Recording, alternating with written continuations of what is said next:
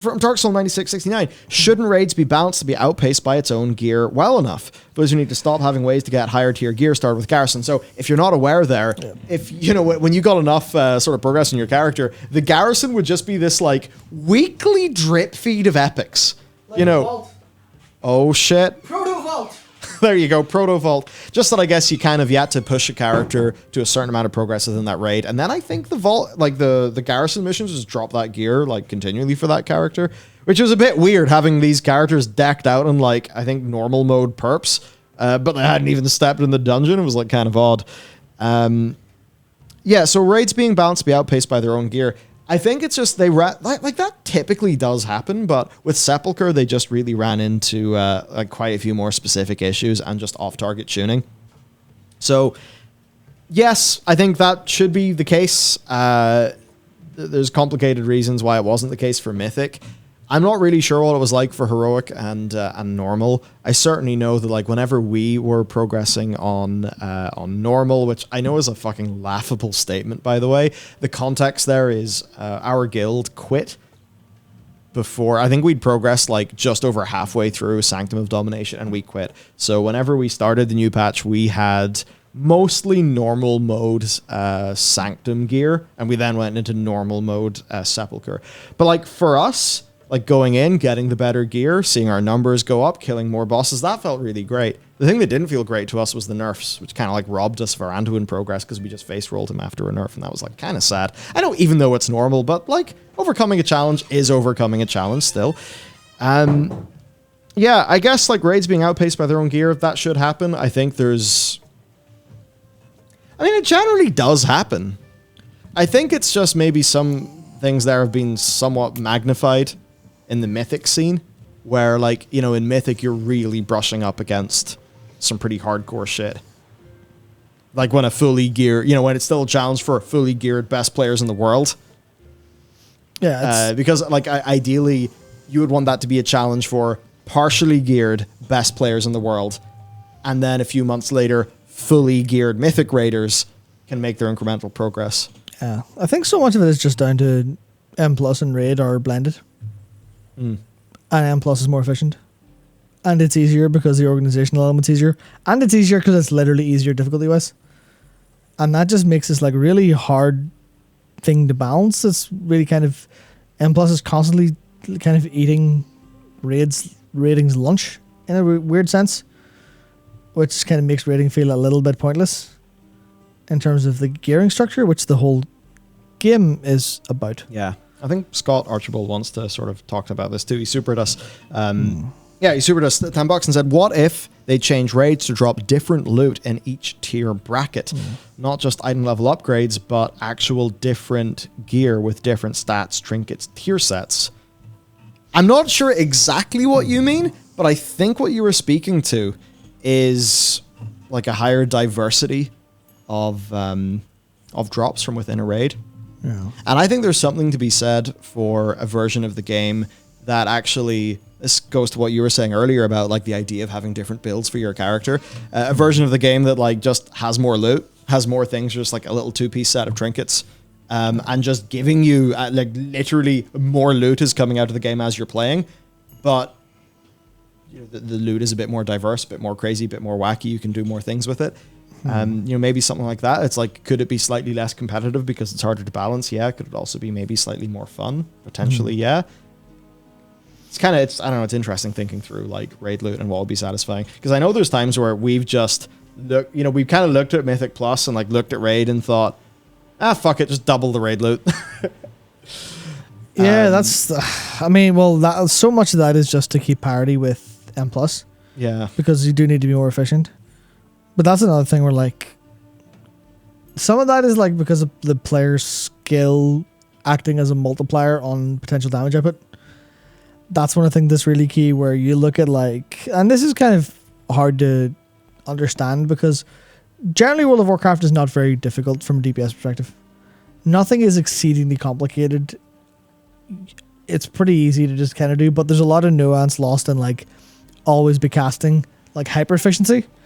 So there's this like massive schism of an item level X player with, Y skill versus someone who's got item level X but 2Y skill is going to do substantially more damage, which is kind of a whole big problem of like balancing it out across the whole spectrum of players, because sometimes there'll be groups that are like, they'll be perfectly fine on gear and player damage, but like damage and healing and stuff, but they'll have problems mechanically with fights.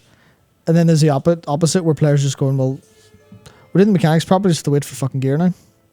Just have to wait for gear, which means the best thing to do is go M+. But then that goes wrong whenever you're going to damage mechanics. And then you go, well, it's more efficient for us to get better gear than to learn this fight more, than to practice this fight for. And then that gets even worse whenever you think, okay, well, in World of Warcraft, it's more efficient to get gear than learn how to play. Which is where we have the problem now, where so many players are like, don't really know their class that well, or like aren't very good at like the nuance of how to squeeze 50% more damage out from using your cooldowns effectively on cleave, or using your cooldowns when they're rolling, or using stuff at the same time, or just not getting hit by stuff and always casting stuff like that. So that's a bit kind of, it's interesting. It's basically, I'm saying that they have a really difficult problem to solve when it comes to balancing everything overall, because like, how do you balance for a massive schism in player skill and the impact on damage out when it comes to raid loot? Left hand row passive, others not. Yeah, and then whichever one's best is best. And I guess like to that, like Starshimmer Super saying, it's an interesting thought. Tier sets, they focus you down to a certain playstyle and build. What if they gave you a very small tree for your tier set so you could like choose? The idea that basically, you'd get tier and you could imagine the little UI, each little bit of tier, you get like a new little thing. Do you know what? Hello, Azerite armor. Yeah. That would be really cool. The only problem though is like when they tried to do that with Azerite, they didn't really get to make the effects be as like tailored. And then they're only going to have so many ideas. So if they have to now throw 2 or 3 sets of ideas into the tier sets, every single tier, oh boy, that's a lot of thought. But certainly the idea of like a little bit of interactivity is there. I think it speaks to one of the previous supers about like, sort of like loot and build diversity within a raid. But yeah, I guess it's just fascinating because there's a bit of you, maybe this is the same for you. There's like almost a bit of you that just wants to say, fuck it, let's go mad. Let's just put mad shit everywhere. Who cares if eventually it's OP? Like Echoing Void and Twilight Devastation and all that. And, it's just absolute fucking John Madden meme town once people are fully decked out, like the end of Legion. And there's a bit where it's like, that's less competitive. That's bad for the integrity of the game. But then some people are going... Esports! And some people are going to think, hang on a second. That would be fun. Is this game not fun because of esports? Fuck's sake. That's, is that not the thing, right? It's like we spend so much time trying to fucking shove our dicks into a pencil sharpener, to be all like, this game has got to be, this is the highest level of competition. This is all very, official. We're going to wear blazers and cast the mythic, you know what I mean, right? The Mythic Dungeon Invitational is a fine revenue driver for Activision Blizzard King. It's not. But it's like, what? I guess it's like, what is the version of WoW that's just World of Warcraft Crack Pipe Edition? Have fun. Yeah, that's really it. Like, maybe that's just called a private server.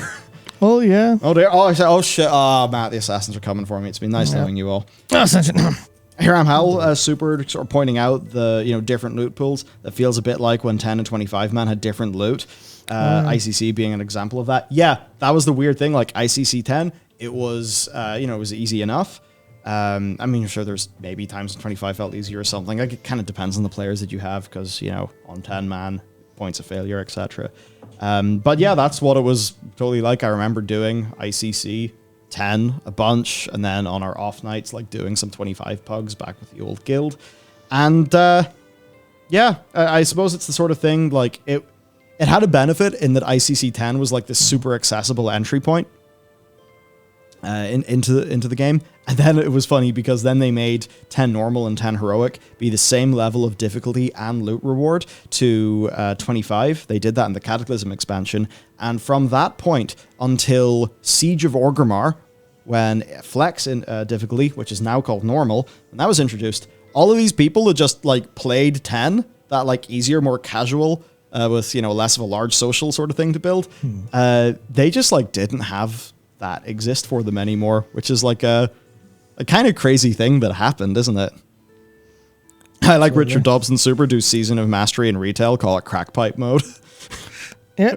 Yeah, that's it. Instead of, what if it was the faded affix? It's the crack pipe affix. Perfect.